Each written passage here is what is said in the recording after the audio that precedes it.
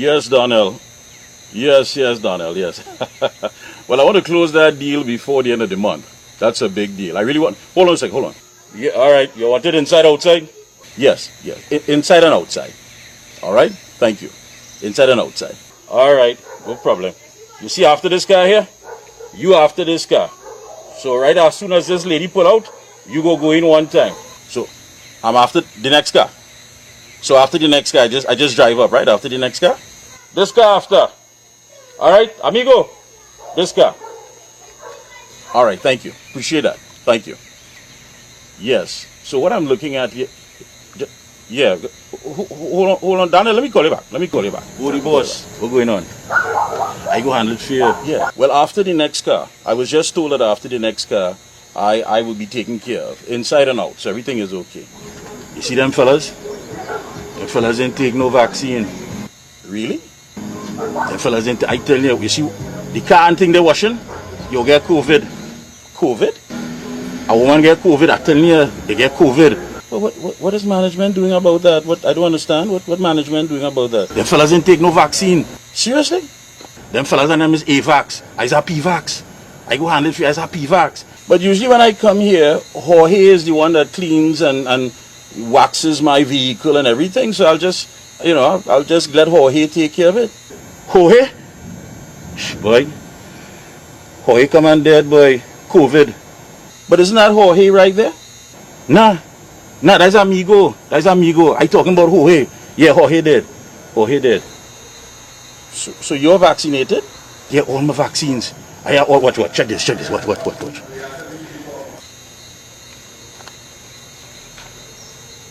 You took all these vaccines? Yeah. The Sputnik, the Sinopharm, the one that says AstraZeneca. That's supposed to be AstraZeneca, right? Yeah, I take all. The Pfizer and the Cuban vaccine. I don't understand the first two. Who's the doctor? Yeah, I take all.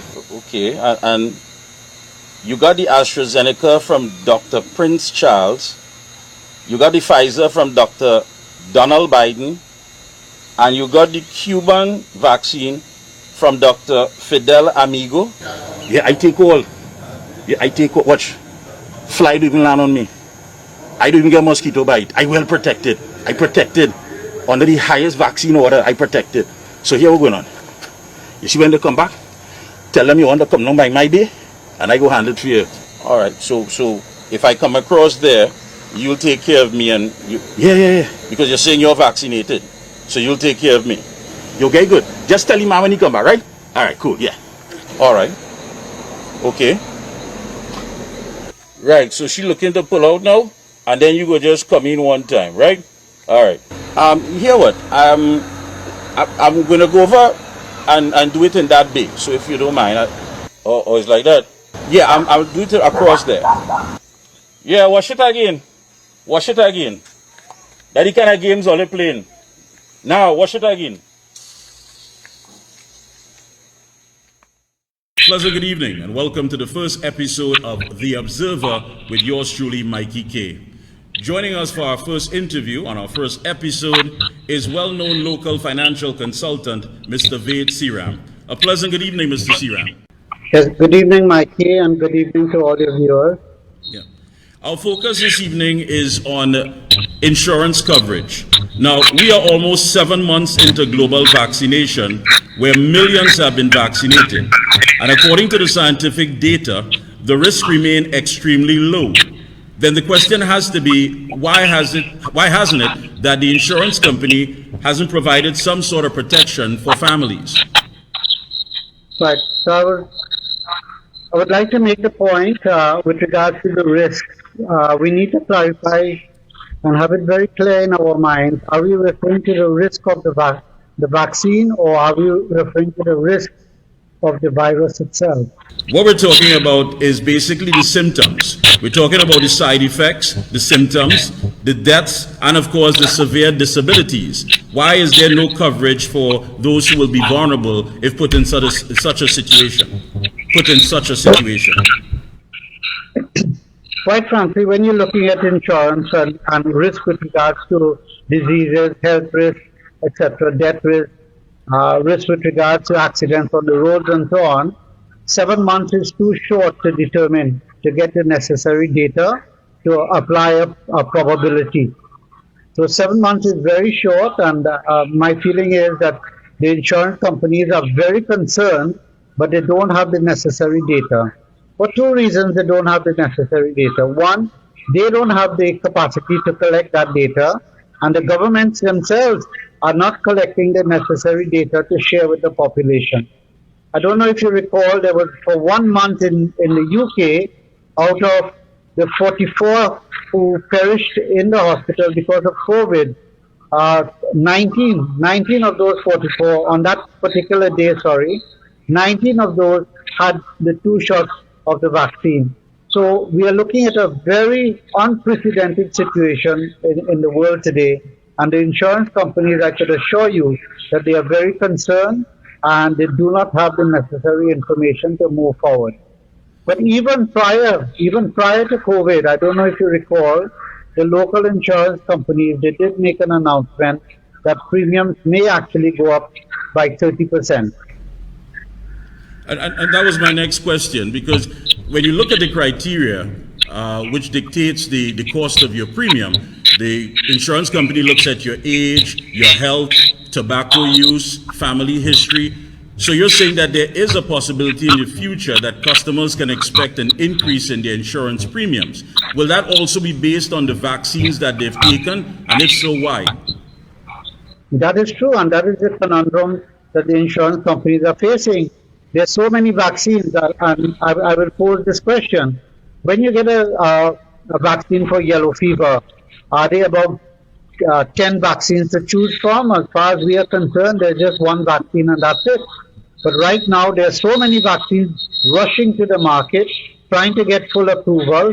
And I think there's a tremendous amount of confusion, both at government level, at individual level, at citizens level, at business level, as well as the insurance companies. So it's a valid question that you've asked, but I'm saying that the data is not there yet available for the insurance companies to make a full determination. But we may see that in the future. I don't know if you also recall that in the Bahamas, one of the insurance companies said, look, they are not covering for the virus for the simple reason the vaccines are still at experimental stage. But many of this goes hand in hand with the report that we had recently from Central Bank that says that the economic growth of 6% that is projected can only happen if there's herd immunity and the usefulness of the vaccine. Now you're talking about breadwinners, mother, father sitting down contemplating, listen, if we take this and something goes wrong, God forbid, we have no sense of security, no insurance or coverage that can help us when in such a situation. How much of this is going to affect any economic growth when people are saying, listen, I am just not sure? Yeah. This is the tremendous confusion that we are living in today. And the central bank, I don't know what his background with regards to health and insurance and so on. Many scientists are saying that we may not expect herd immunity. And quite frankly, and we are seeing it, whether the big question that governments are trying to answer is whether the vaccination program, if it reaches 70%, there will be herd immunity. But we have to look at the facts before us. Herd immunity means, in my understanding, is that we reach a stage where the effect of the virus is nullified. There's no effect on it again, on the population. We are seeing today that if you take a yellow fever vaccine, you don't have to take another one for perhaps the next 10 years. In other words, you are fully protected from getting the yellow fever once you take that vaccine. With regard to this vaccine, first they were saying that you were not going to get the COVID again. Now they're saying you might get it, you will get it, or your probability of getting it is very high. However, they have twist the story by saying that, look, the effect of the vaccine will nullify or minimize the pain that when you do, if you do get the virus again, it'll be minimized. So it's a very different type of vaccine that we are talking about compared to traditional interpretation of what a vaccine is. But there has to be some sort of a collective agreement. And when I say collective, I mean there must be something where we have to look at the center, because the question has to be now the A-vaxxers and the P-vaxxers, and some people are saying the politically correct term, of course, would be C-vaxxers, because they are just cautious, perhaps seeking more information, need more data, more proof before moving forward. But are we going to see where these individuals who are not in favor of vaccination being completely ruled out of the system? And when I say that, I meaning that it's no longer a matter of your work ethics, your competence, your expertise, your know-all, but the fact of the matter is if you're not vaccinated, then basically you're no longer deemed an asset, but that of a liability. When you rule that out, what sort of economic effect can be expected? Mikey, this is going to overturn our economic structures and economic practice and economic expectations that we have enjoyed over the last centuries. It's going to overturn everything because many persons are seeing the evidence where the vaccine itself is not working. There's no guarantee on it. They brought out vaccines within seven months, 7 to 9 months. They brought out vaccines, and now the CDC is expected to approve a vaccine. You're questioning. Many persons are questioning the credibility of the CDC, but that's the nature of the world we live in.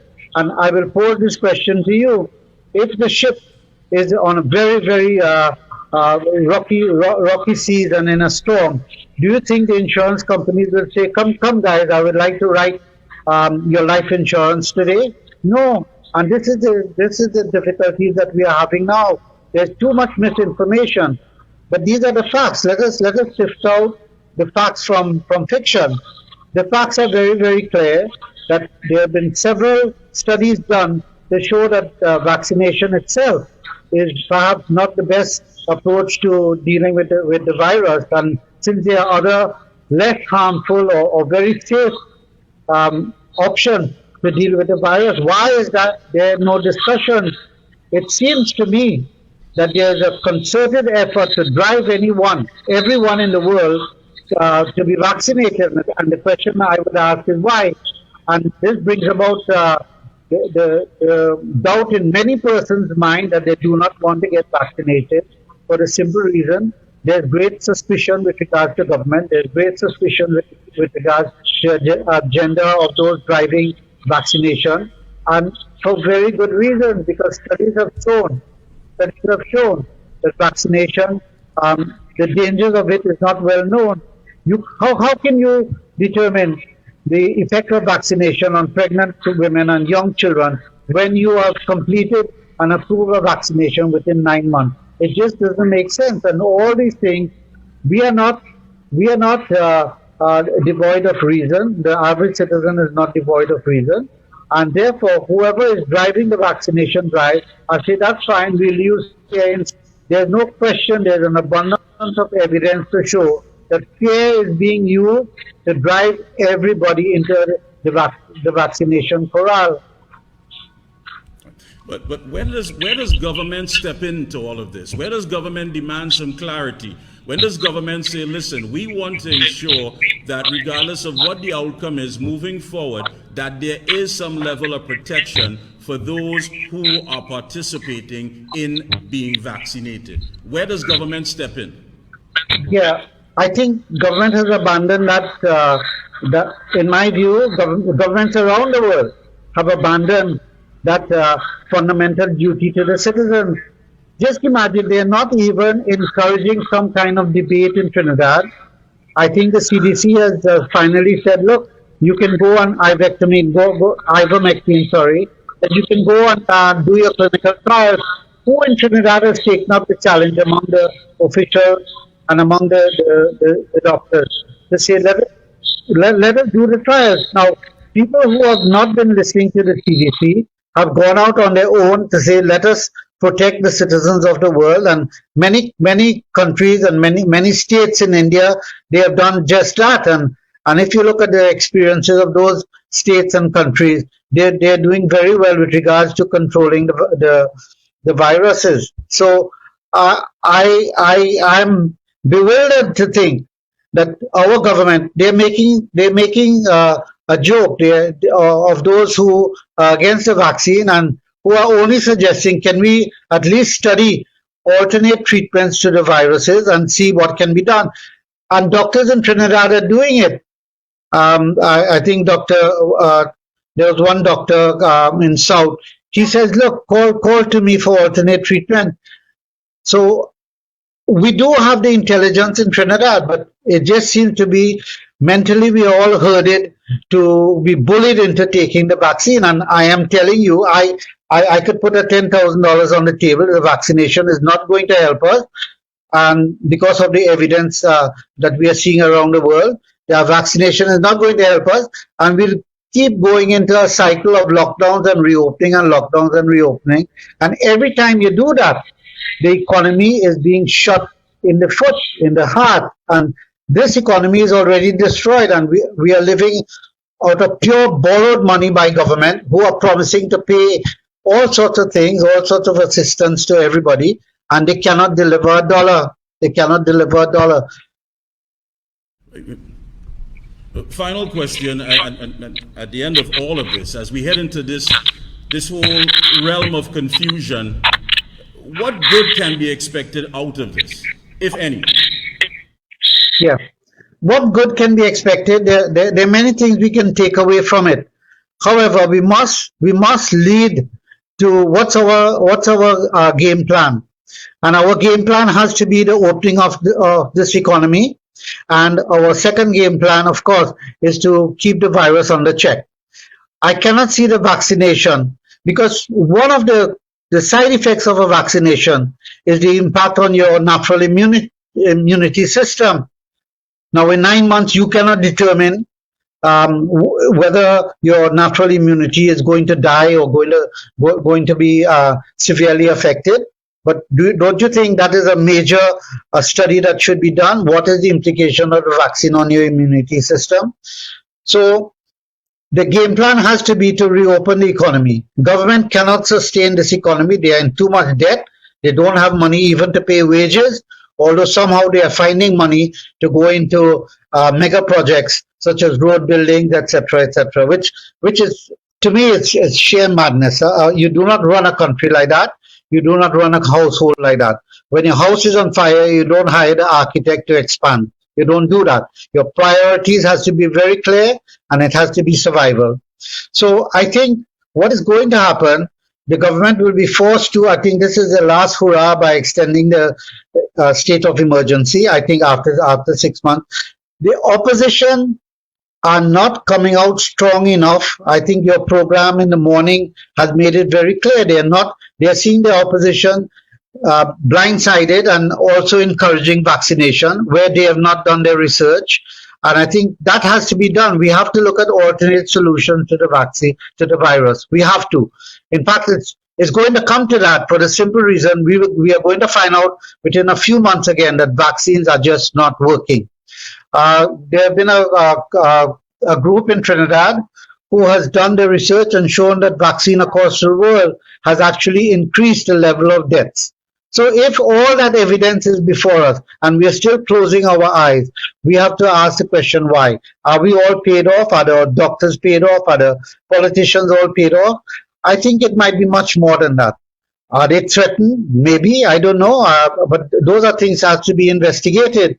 So coming back now to the end game, we have to open back the economy. We have to look internally, because what has happened over the last 3-4 decades is that globalization took on seat, and we're all worshipping globalization as if it's a solution to our economic problems. Quite frankly, globalization, once a country can manipulate its currency exchange rate, then they will win out in globalization, as China has done. America has woken up to this and has actually put that on the front burner, that China has been purposely manipulating its currency value, in other words, a devalued currency to win the international trade war. And that cannot continue. So we have to look now, a reversal of globalization. Many countries have announced that. America has announced it, Australia has announced it. China itself said, look, we have to look internal now. We cannot depend on international trade to foster economic growth. And they are looking internally. Trinidad, we are still like fools looking to believe that we can still get foreign exchange to buy all the imported food, imported items. We have to look internally and say, look, we have to become self-sufficient in food over the next 5 years. And there's a strategy, I outlined a strategy how to achieve that. We can do it and we have to do it.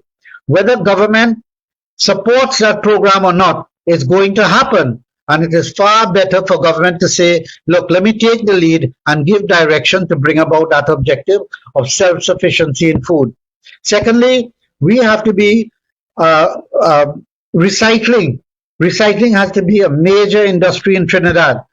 Now we can say, okay, what can we recycle? We don't really have any raw materials, but I'm showing you areas for recycling. I can list out a whole set. We can recycle steel, we can recycle paper, we can recycle just about everything. Now, all our garbage can be recycled in the different types of products. And those are the areas of interest that the government and our private sector should be engaged in. So the end game, Mikey, in my view, within a few months, you will see the failure of the vaccination. Already negative results of the vaccination of children are propping up. So at some point, parents are saying, what on earth is going on here? So if we are going to gather this evidence, but on the other hand, I think there's a tremendous amount of suppression of the facts, of the true effects of the vaccination on the population in Trinidad. There's a suppression. And we have to get to the bottom of it and understand why is that suppression of the truth. That is not democracy. I just wrote an article. I hope it comes out next week in the Sunshine. I said Trinidad is becoming a Talibanocracy, not a democracy at all. And we've been fooling ourselves with regards to democracy, but that's a topic for another time. But I have to cut it short at this point in time. But Mr. Chairman, I want to thank you so much. As I said, you're our first interview here on the new program, The Observer, with yours truly, Mikee K. Thank you so much for taking time out. There you have it, folks. Financial consultant Vince Siram. What's taking place? AVAX, PVAX. Some say the politically correct term is CVAX because they're still cautious. They need information. They want to know more. What say you? What's happening at your workplace? What's happening at the office? What's happening at home? When we come back, after you check this out, more on The Observer. All right. Thanks for coming. Whether you come, you ain't come, that's none of my business, right? I don't own the company, I just the supervisor. So try to understand. Social distance, please. Okay. The roster is out. Some of you all have complaints. Again, we put AVAX with AVAX and PVAX with PVAX. If there's a PVAX, well, you know quite well, your job and the time slot will be yours. If there's a AVAX, you do your PCR test, whatever happens, you might get work. Simple as that. We have no problems. So a lot of you complaining, but this I'm not taking no vaccine. You taking one set of man all over the place, be afraid to take vaccine? And how come Maria got sent to work? Huh? Why are you minding my business with me and my boss? You don't study about Why Maria. You minding your business? Maria and I, we have a special arrangement. You don't worry about that. You don't study about that. Right. Most important thing is vaccine. I hear there is no vaccine. You hear that the second child your woman make is not yours. You hear that one? But you hear about the vaccine. Let me tell you something. I want to make this perfectly clear. At the end of the day, all of we have to take the vaccine. I ain't saying today, but maybe sometime soon. AVAX and PVAX and CVAX, and what does all of this mean, especially for our society? Is it that we are no longer going to be divided, as people say, along ethnic lines, economic? Is it now along the lines of vaccinations? Well, joining us to tell us more about this and get a better understanding is Anna Maria Mora, counseling psychologist founder of Mariama Children's Museum and Teen Turf, the Counseling and Activity Center for Children and Adolescents, 30 years in operation on September 6, 2020. She's an educator, the author of 2 books, Parents, Are You Listening? And Children, Are You Listening? Life is a Balancing Act. And she has sent countless letters to the editors. Good evening, sir. Good evening. I mean, you're hearing so much as far as how people are being defined now, those who are for, those who are against, those in the middle. Let me ask you, if you were to place psychological stress on our population, pre-pandemic, pandemic with lockdown, and pandemic with lockdown and loss of jobs, etc., on a Richter scale, how would you measure it? I think it would be, it would almost be the same, you know, because we are people who are in trauma from before the pandemic. Now it is in a different, I mean, we have had murders, domestic violence, children missing, young women, you know, being abused and killed. We are a nation in trauma from before the pandemic. Now it is kind of, it is a little worse because we do not have the, we do not have the what you call it, the activities like that would help us to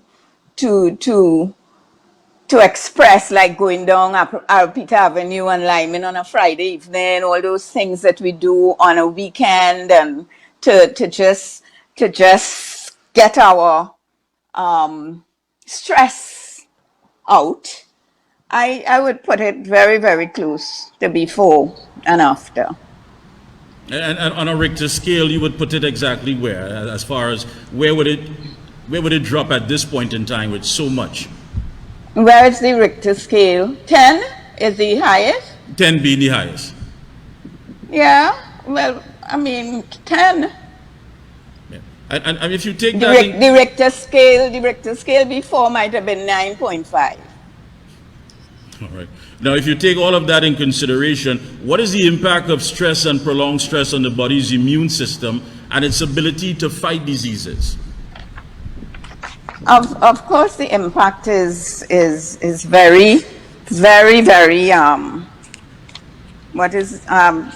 know, the impact is great. The impact is great because with stress, we release hormones that affect our brain functioning. A lot of things go wrong with our physical and mental are very related in stressful situations and traumatic situations. Very related. The hormones that would have in a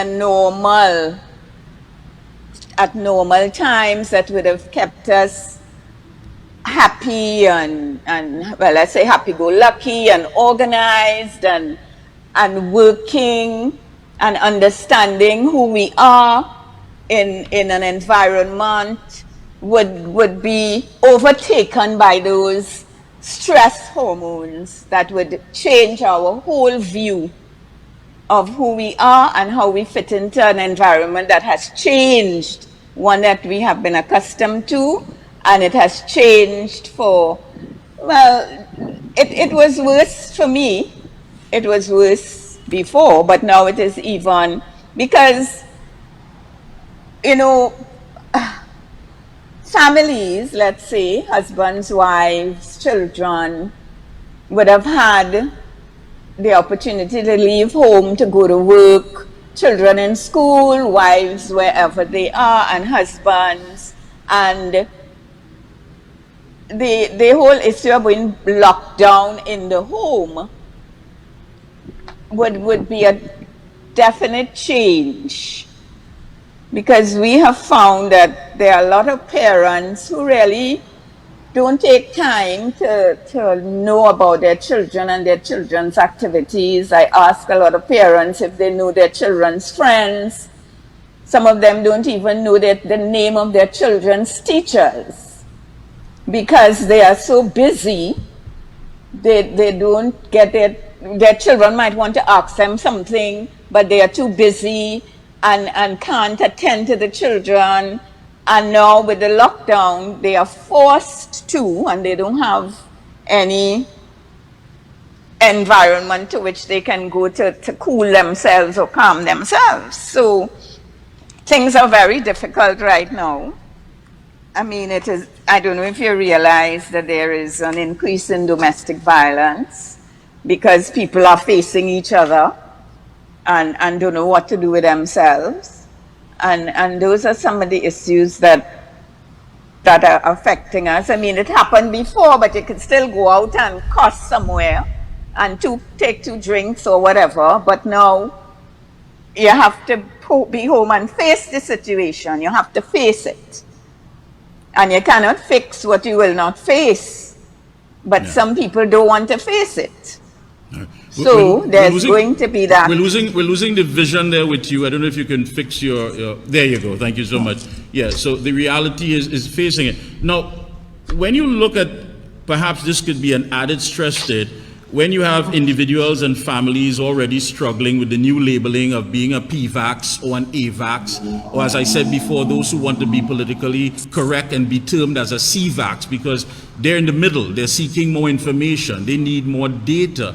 How much is that added stress if it is that people are now going to use this vaccination program or the fact of getting a vaccine to divide us as a society? How much added stress is that placed on?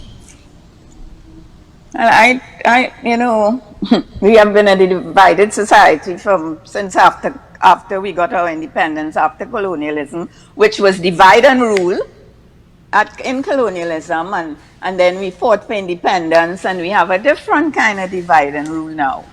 And this whole issue about anti-vax and P-vax and what have you, I see the Minister of Education is saying that children who are not vaccinated and children who are vaccinated will have to learn to coexist. They have to learn to coexist. So that is what we'll have to do in society. We have to learn to coexist because people have choices. And there might be some reason why they have decided they're not getting the vaccine, neither would they vaccine their children. I asked someone the other day and he said, my children have a natural immune system and they will deal with it from that angle, that point. So I really don't see all the, hurrah. And the labeling. Well, the labeling, because one of the recommendations we give is that you isolate yourself from the news about the virus. Everything we know, we need to know, we already know. Right? We are 2 years going into a year and 18 months into, so everything we know about the virus, we already knew. Right? Do not go and take a whatever score of the death toll. It's not a cricket match. You understand? You go about your life. You don't have to obsess like life. We try to be balanced. We try to help people to balance their lives and not obsess. Do not look for any additional information on the internet. Understand that will weaken your mental health. And if you value your mental health, you are going to stop and deal with who you are and how you view this whole new, this whole change in how we're living our lives now. Yeah, there's another 3 months SOE extension. Of course. Yeah. Yes, so those are things that we have no control over. But what has been your feelings and attitudes of PVAX individuals who, after mainstream thinking, is able to sport their vaccination status as a badge of honor and progressive thinking? You know, I'm moving forward. I'm wearing it as a badge of honor. I went ahead. I took it. This is perhaps the attitude of the PVAX. And then you have those who are labeled as AVAX who are saying, listen, give me the opportunity and allow me to express myself and respect my freedom of choice. What say you when you look at the both sides and the feelings that are being meted out by both? Where are we at this junction? I mean, that is, it's similar to those who have degrees and those who don't have degrees. You know, they will flaunt it, and those who don't have degrees are looked upon as, you know, especially when you go to get a job, and it depends on who you are and who you know. You know, it's very similar attitudes, very, very similar attitudes. So it is not, to me, it's not anything different. You will feel, okay, people who have the vaccine might lord it over you. And you just have to understand why you did not take the vaccine, and don't allow your self-esteem to be destroyed because of those foolish people. But there are those who believe that their views are being silenced. And what is the psychological impact of being silenced, of feeling that sense of whatever I think or whatever I want to express does not matter? Does that have a large psychological effect, and does that go about to dividing as well? It doesn't matter to whom. Well, it doesn't matter to those who believe, listen, I don't want to hear you. As far as I'm concerned. It means, for me, it means that you have a very low self-esteem. And you need to increase your self-esteem and feel worthy no matter who says what. You have decided, maybe it had to be a conscious decision not to take the vaccine, okay? You will deal with the consequences. I had a mother call me about 2 days ago, her 14-year-old, now she took the vaccine, she did her second dose last week. She took the vaccine. Her 14-year-old is saying he's not going to take the vaccine. He is not. I asked him if he has a reason, he doesn't. I'm not sure if they are friends of his who they discussed it, and he said no.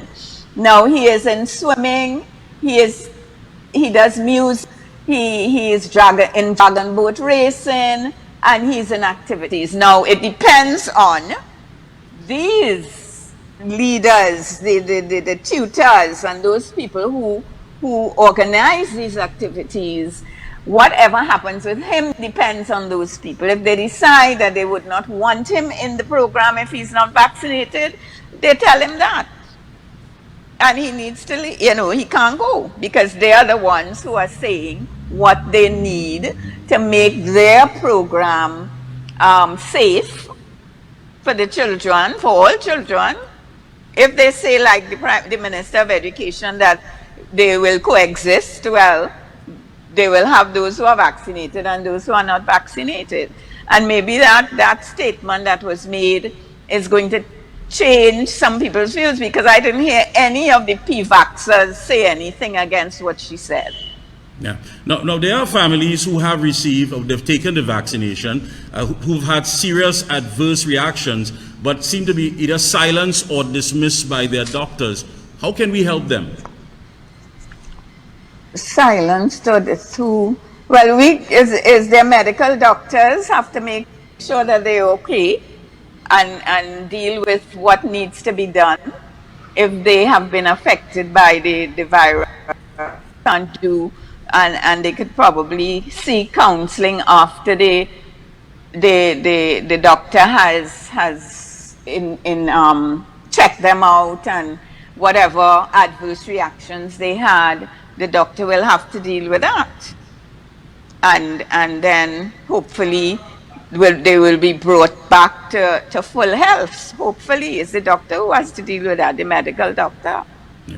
If they think they need counseling after that, well, it's available. Final question to you. CVAX, AVAX, PVAX, can we all get along? Or do you expect that there will be some sort of division that will hurt and affect our country moving forward? Mr. Carr, you know how many things are affecting our country. Divisions that are affecting our country, and another division or two or three, I don't know if it will make a difference, really. because our country is divided on many, many levels right now. And for someone who's under that stress, who's under that psychological stress and feel beat down, what do you say to them? How can they cope with it? And what do you say that can assist them in coping with it? You know, they have to organize themselves. They have to know, as we ask people to do, that you look to your future. The only way, we have a management guru who says that the only way to predict your future is to create it for yourself. You have to sit and go through your life if you want to deal with pre-pandemic and what is going to happen. We don't even know what post-pandemic, what timeline we have for post-pandemic. Do you know any timeline we have for post-pandemic? Not at all. Thank you. So people have to sit and work through, and I'm hoping we're trying to get families to get to know each other. People complain, their teenagers complain that their parents don't know them. As a psychologist and people who help with adolescents, I know the adolescents more than parents know them. You have to get to know your children. And adolescents need you now more than ever. It's not a question of just dropping them to school, leaving them there for 5-6 hours, picking them up. Homework, Saturdays is lessons, or extracurricular swimming or whatever. Back home, get ready for next week. Come on, your uniform, everything is organized, and that's it. We have to really get to know each other. Husbands and wives, I mean, everything depends on how this relationship was formed, what was the purpose. A lot of children don't know why they were born, because they are being treated so badly. So we have time to deal with ourselves, and that is what we need to do if we want to. If we want to continue, so regardless of what legislation, regardless of what government assistance, you're saying that this is a matter of personal responsibility. And if you want to shape the future, you have to see how best you can carve out something that will resemble anything normal to bring us back. And that anything that you want, anything that you want, what do you want? I mean, there are some things that we have no control over. I understand there's going to be an election in Tobago at some point, and they have to decide what it is they want post this, so they are going to be in a position to create their future, because things didn't work with the last election, so they have to reorganize and everything. But each one of us has the responsibility to look at where we are now. I don't know if we can look at where we were, where we are now. Some of us are working from home, which is very different. The parents, some children, they said that the older classes, like the standard 5s, are going to be at school 3 times a week, because they're doing the bell-ended learning. The younger class is going to be 2 times a week.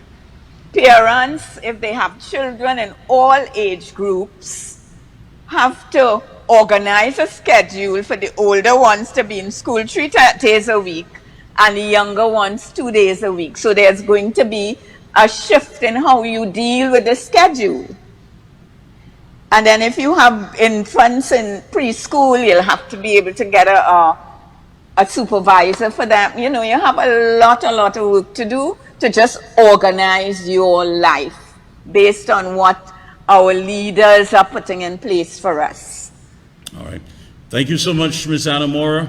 It's been a pleasure. Thanks for linking with us. And hopefully no more division, at least not along the new lines that are being crafted and laid out for us. Thank you so much. Any closing comment? Well, it's just that this whole issue about division is a choice. We know what creates peace and harmony and calm. I try to get people to understand that we need to have more empathy Not necessarily tolerance, because tolerance is that, look, I just tolerating you for 5 minutes, yes, and after that I go on. Empathy is putting yourself in the person's place and understanding life from their perspective. We need more empathy. And we would be able to kind of bridge those divisions if we are empathic, because we are all human beings. We all have struggles. We all have issues. And no one's issues is worse than mine. So we have to be empathic and understand that we are in this Trinidad and Tobago boat together right now. It don't seem as if we're going anywhere soon. And we have to learn to get along with each other. That's basically it. All right. Thank you so much. It's been a pleasure. And that was counseling psychologist Anna Mora. And of course, making it quite clear, we have been divided along so many different lines. Hey, is it going to matter this time? Are we going to reach to the point where there's vax rage, just like road rage? The P-vax versus the A-vax, and to be politically correct, the C-vax who are saying, listen, I need more information, I need more time, I don't want to rush into this. I am willing, but I'm not ready. What do we do?